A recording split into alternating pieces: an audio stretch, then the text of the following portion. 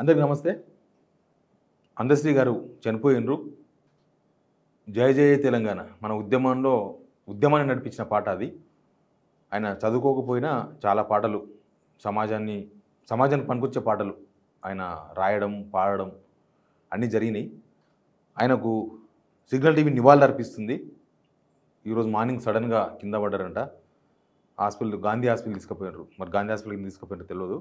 పెద్ద పెద్ద హాస్పిటల్స్ ఉండగా అక్కడనే చనిపోయినారు. ఆయనకు నివాళులు అర్పిస్తూ మనం ఈ వార్తల్లోకి వెళ్దాం. జూబ్లీహిల్స్ ఎలక్షన్ గురించి మనం ఎక్కువ మాట్లాడొద్దు. ఇప్పుడు ఎలక్షన్ కోడ్ ప్రచారం అంతా ముగిసిపోయింది కాబట్టి. కానీ ఇది సామాన్య జనాలకు అందరికీ ఒకటే చట్టం. కాంగ్రెస్కైనా అదే, బీఆర్ఎస్కైనా అదే, బీజేపీకైనా అదే, ఓటర్లకైనా అదే, మనకైనా అదే, ఎవరికైనా అదే చట్టం. కానీ అధికార పార్టీ చట్టాన్ని అతిక్రమించి లాస్ట్ మినిట్లో పరీక్ష రాసే ముందల లోపల గేట్లకు పోయే ముందు కూడా చదువుతారు చూడు కొంతమంది స్టూడెంట్స్. చాలా టెన్షన్ పడుతూ చదువుతారనమాట. ప్రశాంతంగా ఉంటే బాగా రాయొచ్చు ఎగ్జామ్. అయితే వీళ్ళు కూడా సేమ్ ఆ ఎగ్జామ్ సెంటర్లో పోయే లాస్ట్ మినిట్ స్టూడెంట్ లాగా ప్రచార టైం అయిపోయిన తర్వాత కూడా ప్రచారం చేయడం, డబ్బులు పంచడం, జూబ్లీహిల్స్ ఓటర్లే అక్కడ ఏం జరుగుతుందో బయటికి చెప్పడం, రకరకాల వేదికల మీద ఇట్లాంటి కొన్ని వీడియోస్ బయటికి రావడం, ఇదంతా చూస్తుంటే భయం చొచ్చింది అనిపిస్తుంది. భయం ఎంత భయం అంటే ముఖ్యమంత్రి గారు 6 గ్యారంటీల పైన రివ్యూ చేస్తారట. ఇప్పటివరకు 2 సంవత్సరాల్లో 6 గ్యారంటీల మీద గెలవక ముందు మాట్లాడిందే, గెలిచిన తర్వాత సమీక్షలు లేవు. యాక్చువల్గా వీళ్ళు 6 గ్యారంటీల మీద చట్టరూపం తీసుకొస్తాం, ఫస్ట్ అసెంబ్లీలోనే చట్టం చేస్తాం దీనిలో అంటే ఇక కంపల్సరీ అమలు చేస్తాం నమ్మించడానికి చేసిన ప్రయత్నం అది.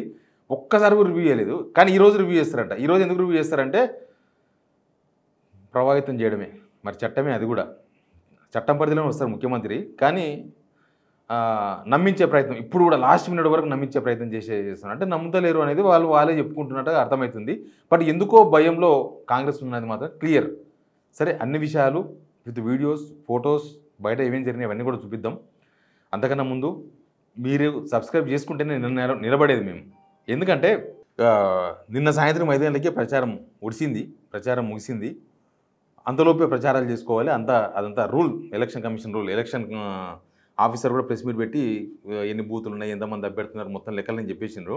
కానీ కాంగ్రెస్ వాళ్ళు మాత్రం డబ్బుల పంపిణీ స్టార్ట్ చేసినారు. డబ్బుల పంపిణీ మొన్ననే స్టార్ట్ చేసినారు యాక్చువల్గా. కానీ ప్రచారం కూడా లాస్ట్ మినిట్ స్టూడెంట్ లాగానే లాస్ట్ మినిట్ వరకు ప్రచారం. నేను మీకు వీడియో చూపిస్తాను. ఇక్కడ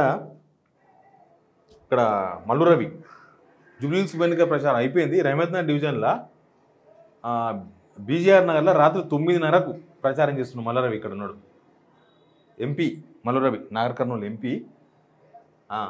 బయటకు వస్తున్నాడు. అక్కడ పోయి ప్రచారం చేస్తున్నాడు. యాక్చువల్గా ఓటు లేని వాళ్ళు ఉండకూడదు, ముఖ్యంగా పొలిటీషియన్స్ అసలే ఉండకూడదు. కానీ ఆయన మాత్రం చేస్తున్నాడు. ఇక్కడనేమో దర్పల్లి రాజశేఖర రెడ్డి లింగోజిగూడ, సరుణ లింగోజిగూడ కార్పొరేటరు. డైరెక్ట్ ఆయనే డబ్బులు వంచుతున్నాడు. పక్కన పరమేశ్వర్ రెడ్డి కూడా కనిపిస్తున్నాడు, ఉప్పల్ కాంగ్రెస్ ఇన్ఛార్జు. డబ్బులు తీసి ఇచ్చిండు, డబ్బులు జేబులో, మిగతా డబ్బులు లెక్కబెట్టి జేబులో పెట్టుకున్నాడు. అయితే లోకల్ ఉంటారు కదా కొంతమంది, ప్రజాస్వామ్యాన్ని కాపాడాలని, కొంతమంది విషయాన్ని బయటకు చెప్పాలనుకున్న వాళ్ళు ఉంటారు. అయితే బీఆర్ఎస్ కూడా డబ్బులు వంచింది. బీఆర్ఎస్ సెలెక్టెడ్గా వంచినట్టు కనిపిస్తుంది. ప్రతిపక్షంలో ఉన్నారు కదా, తక్కువ డబ్బులు ఇచ్చినట్టు కనిపిస్తున్నది. వాళ్ళు మాత్రం 2500 ఓటును బట్టి అక్కడ సిచ్యువేషన్ బట్టి 3000 చాలా చెకింగ్ తర్వాత ఇస్తున్నారు. అదంతా నేను చెప్తాను మీకు, ఒక సాఫ్ట్వేర్ పెద్దగా. రాత్రి 9 టైంలో యూసుఫ్గూడ మెట్రో స్టేషన్ కింద ఇది జైన్ చేసుకోవడాలు. ఎంఐఎం వెనకనే ఎంఐఎం వ్యాను, ముందల కాంగ్రెస్ వ్యాను. ప్రచారాలు మొత్తం ప్రదర్శిస్తున్నారు. రాత్రంతా డబ్బులు, చీరలు పంచారు. చాలా వీడియోస్ బయటకు వచ్చినాయి. ఒకవేళ పరిపాలన మంచిగా చేసి ఉంటే ఇంత అవసరం లేకుంటున్నా కదా ఈ శ్రమ. 6 గ్యారెంటీలు అమలు చేసి ఉంటే, లేదా ఈయన పరిపాలనకి ఈయననే ఒక 50 మార్కులు, 100 మార్కులు, 60 మార్కులు తెచ్చుకునే పరిస్థితి ఉండింటే ఇప్పుడు ఈ రాత్రిపూట ఈ గల్లీలలో ఈ పంచాయతీ ఉండేది కాదు కదా. ఈయన ఏం రాసిందంటే, ఈయన రెడీఫ్లో ఆయన్నే రాసుకున్నాడు. I just return from office and watchmen our apartment calls me and say అన్న అక్కడ ఎలక్షన్స్ వాళ్ళు వచ్చారు, అందరినీ రమ్మంటున్నారు. ఇదంతా ఇప్పుడు రాత్రి జరిగిందట. I went along with him and I have my voting right in Jubilee Hills assembly constituency. నేను కాన్స్టిట్యున్సీ ఓటర్ని. And let me explain you to whole process of how Congress is going democracy, ప్రజాస్వామ్యాన్ని ఎట్లా కూలి చేస్తుందో కాంగ్రెస్ చెప్పే ప్రయత్నం చేస్తున్నా అని ఆయన కొన్ని పాయింట్స్ రాసిండు. ఆ పాయింట్స్ చూస్తే ఎంత పకడ్బందీగా చేస్తున్నాడు చూడండి. వెలుతురు లేని గల్లీలో ఫ్యాన్సీ టేబుల్ సెటప్ పై మినీ ప్రింటర్లతో 2-3 వ్యక్తులు ఉంటారంట. తర్వాత నియోజకవర్గంలో మీకు ఓటు ఉన్నట్టుగా ఓటర్ కార్డు లేదా గుర్తింపు కార్డు ఏదైనా చూపించండి అని అడుగుతారంట. ఆ కార్డును కాంగ్రెస్ తయారు చేసిన ఒక సాఫ్ట్వేర్లో వారు ధృవీకరించుకుంటారు. వాళ్ళ సాఫ్ట్వేర్లో కొడతారంట. కొడితే మీ పేరు, booth number, serial number, epic card వంటి వివరాలు మొత్తం కూడా ఒక టోకెన్ ప్రింట్ చేస్తారంట. ఇక్కడ కనిపిస్తుంది కదా, ఇగో ఈ టోకెన్ స్లిప్ అనమాట. అది ప్రింట్ చేస్తారంట. ప్రింట్ చేసినాక ఆ స్లిప్ను చేతికి ఇచ్చి మీతో పాటు ఒక వ్యక్తి వచ్చి మిమ్మల్ని మరొక లైన్లోకి తీసుకువెళ్తారు. తీసుకెళ్ళి అక్కడ ఉన్న తమ మద్దతుదారుల దుకాణాల్లో ఏదో ఒక దాన్ని సెలెక్ట్ చేసుకుంటారు. అలా నన్ను ఒక టైలర్ షాప్లోకి వెనుకడోరు నుంచి తీసుకువెళ్లారు. అక్కడ 10x10 ఫీట్స్ చీకటి గదిలో డబ్బుల సంతులతో కొంతమంది ఉన్నారు. వారిలో కొంతమంది దగ్గర అసెంబ్లీ నియోజకవర్గ ఓటర్ లిస్టు ఉంది. వెంటనే వాళ్ళు నా దగ్గర ఉన్న టోకెన్ తీసేసుకొని ఓటర్ లిస్టులో వివరాలను సరిచూసుకుంటారు. అనంతరం ఆ టోకెన్లో రైట్ టిక్ పెట్టుకుంటారు. మరో వ్యక్తి చిరిగిన టోకెన్ పట్టుకొని వచ్చి 2500 నా చేతికి ఇచ్చాడు. ఒకవేళ మీరు కాంగ్రెస్కు ఓటు వేయకపోతే మీ పేరు మాకు కనిపిస్తుందని, ఆ తర్వాత మీ సంగతి చూస్తామంటూ వార్నింగ్ ఇచ్చాడు. ఈ ప్రక్రియ అంతా స్థానిక పోలీసులు, స్థానిక అధికారులు, ఎన్నికల సంఘం పర్యవేక్షణలో జరుగుతుంది. అలాంటప్పుడు చెక్ పోస్టులు ఏంటి, చెక్ పోస్టులు దేనికోసం, సాధారణ ప్రజల కార్లను, వాహనాలను సిఆర్పిఎఫ్, సిఐఎస్ఎఫ్, ఆర్పిఎఫ్ బలగాలను ఎందుకు తనిఖీ చేస్తున్నాయి? మామూలు తనిఖీలు చేస్తున్నారట. నిజంగా కూడా ఇప్పటికి 3 కోట్ల రూపాయలు పట్టుకున్నారు. అన్ని సామాన్యుల పైసలే, ఏ పొలిటీషియన్ పైసలు పట్టుకోలేదు ఇప్పటి వరకు.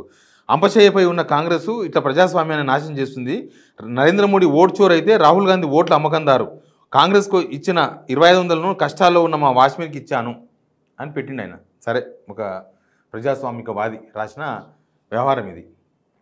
పోలీసు వాళ్ళ ముందర వంచుతున్నారు డబ్బులు ఓపెన్గా. పోలీసు వాళ్ళ డబ్బులు ఓపెన్గా, వెరీ ఓపెన్.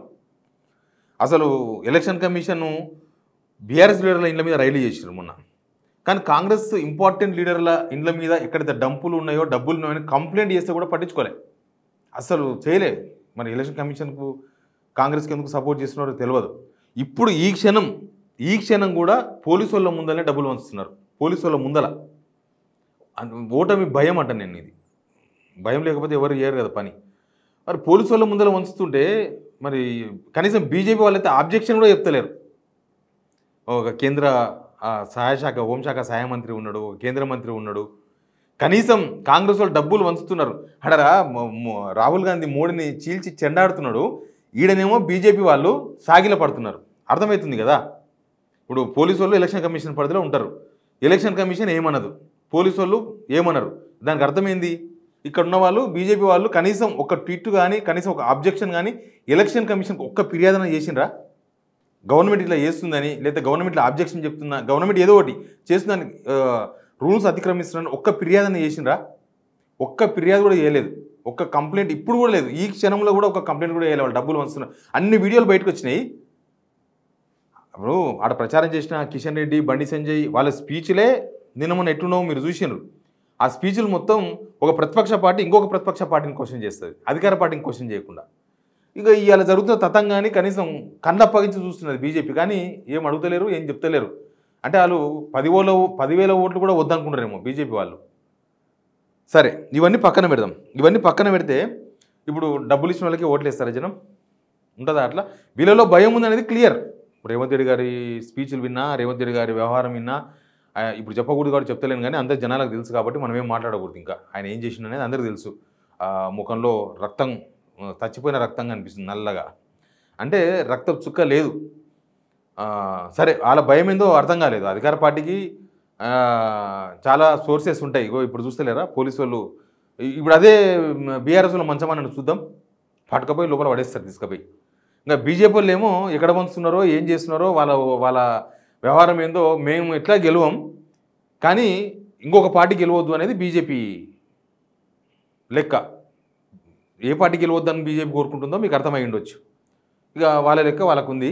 అయితే డబ్బులు తీసుకున్న వాళ్ళంతా ఓట్లేస్తారా? డబ్బులు ఇచ్చిన వాళ్ళకి ఓట్లేస్తారా? గతంలో ఉప ఎన్నికలు మనకి ఏం చెప్తున్నాయి? గతంలో చాలా జరిగినాయి. అంతకుముందు గవర్నమెంట్ ఉన్నప్పుడు టీఆర్ఎస్ ఏం చేసిందో కూడా చూసిరు అందరూ. ఇప్పుడు దుబ్బాక ఉంది, దుబ్బాకలో మస్తు డబ్బులు వంచిండ్రు టీఆర్ఎస్ అప్పుడు గవర్నమెంట్ ఉన్నప్పుడు. ఏమైంది? రఘునందన్ గెలవలేదా 1000 ఓట్లతోనా? జనం డిసైడ్ అయితే పైసలు మేనేజ్ చేయలేరు. 1% అటో ఇటో ఏమైనా అవుతుందేమో. లేకపోతే హుజరాబాద్లో ఏమైంది? టీఆర్ఎస్ అప్పుడు 6,000 రూపాయలు ఇచ్చిర్రు, అధికారంలో ఉన్నది ఓటుకు 6,000 రూపాయలు లెక్కలు చేసి మరీ ఇచ్చిర్రు. ఏమైంది? హుజరాబాద్లో ఈటెల రాజేందర్ గెలిచిండు. అంటే జనంలో మైండ్లో ఫిక్స్ అయిన తర్వాత డబ్బులు తీసుకుంటారు జనం. రాజకీయ పార్టీలు డబ్బులు ఇస్తున్నప్పుడు ఎందుకు తీసుకోరు వాళ్ళు? ఇప్పుడు జనాలందరూ కూడా ఎలక్షన్ వచ్చిందంటే ఇది మా హక్కు, మాకు డబ్బులు ఇవ్వకపోతే క్వశ్చన్ చేస్తారు. ఇంకా కొంతమంది జనం ఎందుకు ఇయ్యరు మీరు మాకు డబ్బులు, ఎందుకు ఇయ్యరు? ఇదంతా ఒకటి నడుస్తుంది, ఈ డబ్బుల వ్యవహారం ఒకటి బాగా నడుస్తుంది. ఇంకొకటి ఏంటంటే కాంగ్రెస్ వాళ్ళ మీద ఇప్పటికీ చాలా చాలా అనుమానాలు. ఇప్పుడు హరీష్ రావు ఇంకా ఎలక్షన్ కమిషన్ దగ్గరనే ఉన్నాడు. ఏదో గుండాగిరి, నిన్న రౌడీ షీటు అంటే గాంధీజీ అన్నారు. తీరా చూస్తే రిగ్గింగ్ చేయనికే ప్లాన్ చేసింది కాంగ్రెస్. రిగ్గింగ్ చేయనికే కొన్ని డివిజన్లు, కొన్ని ఏరియాలు, యూసుఫ్గూడ లాంటి ఏరియా, రెహమత్ నగర్ లాంటి ఏరియా, అంటే ఇప్పుడు ఎవరైతే నవీన్ యాదవ్ ఉన్నాడో ఆయన స్థానికంగా ఉండే ఏరియాలో రిగ్గింగ్ చేసే అవకాశం ఉందనేది బీఆర్ఎస్ ఒక అనుమానం వ్యక్తం చేస్తున్నారు. వాళ్ళు ఎలక్షన్ కమిషన్కు కంప్లైంట్ కూడా చేశారు. గుల్బర్గా నుంచి జనాలను పట్టుకొచ్చారు, రౌడీ షీటర్లను పట్టుకొచ్చారు, అక్కడి నుంచి కూడా ఇంకేదో ఎక్కడి నుంచో ఇంకా కొంతమంది రౌడీలను పట్టుకొచ్చారు, మొత్తం జులుం చేయడానికి ప్రయత్నం చేస్తున్నారు. ఇది ఎలక్షన్ కమిషన్కు ఒక పెద్ద టాస్క్. ఎలక్షన్ కమిషన్ అయితే కళ్ళుండి చూడలేని కబోదిలాక అధికారం ఉండి మేమేం చేయలేమని ఒక చాదగాని వ్యవహారం లాగా ఎలక్షన్ కమిషన్ వ్యవహరిస్తుంది. అది ఓపెన్గా కనిపిస్తుంది అది. కానీ ఇప్పుడు ఇవన్నీ ఈ అనుమానాలు నిజం కావు అని చెప్పడానికి కూడా ఆస్కారం లేదు, అవకాశం లేదు. ఎందుకంటే గ్రౌండ్ లేకపోయినా కాంగ్రెస్ వాళ్ళు ధీమతో ఉన్నారంటే ఏదో ఉంది అనే అనుమానం అందరికి వస్తుంది. బట్ ఏం జరుగుతుందో తెలియదు. కానీ ఎలక్షన్ కమిషన్ చాలా అలర్ట్గా ఉండాల్సిన అవసరం ఉంది, లేకపోతే వ్యవస్థల మీద నమ్మకం పోతుంది. రాహుల్ గాంధీ చేసే ఫైట్కు ఇక్కడ కాంగ్రెస్కు సపోర్ట్ చేస్తే ఇంకా ఏం లాభం? రాహుల్ గాంధీని చంపేయడమే ఇక్కడ. రాహుల్ గాంధీ ఆశయాలను చంపడం, రాహుల్ గాంధీ ఫైట్ను చంపడం అనేది ఇక్కడ జరుగుతున్న పరిణామాలతో అనిపిస్తుంది. బట్ మీరు ఇప్పుడు ఎవరికి ఓటేదని మనం ఎవరికి చెప్పకూడదు. బట్ జనమే విజ్ఞులు. డబ్బులు తీసుకున్న వాళ్ళు మనోళ్ళే, డబ్బులు ఇచ్చిన వాళ్ళు మనోళ్ళే. అన్ని పార్టీలు డబ్బులు ఇస్తే తీసుకోవాలి. బట్ వాళ్ళ ఓటు మాత్రం వాళ్ళు ఎవరికి వేయాలనో వాళ్ళకే ఓటేస్తారు. ఇక్కడ ఎలక్షన్ కమిషన్ ఒక వ్యవస్థ ఫెయిల్ అయింది, గవర్నమెంట్ ఫెయిల్ అయింది అనేది క్లియర్. అది రాష్ట్ర వ్యాప్తంగా జనమంతా మాట్లాడుకుంటున్నది కదా. రేవంత్ రెడ్డి ఇవాళ 6 గ్యారెంటీల గురించి చర్చిద్దాం అంటేనే అది కథ బుస్ అని అర్థం. ఎనీవే ఏం జరుగుతుందో చూద్దాం. నమస్తే.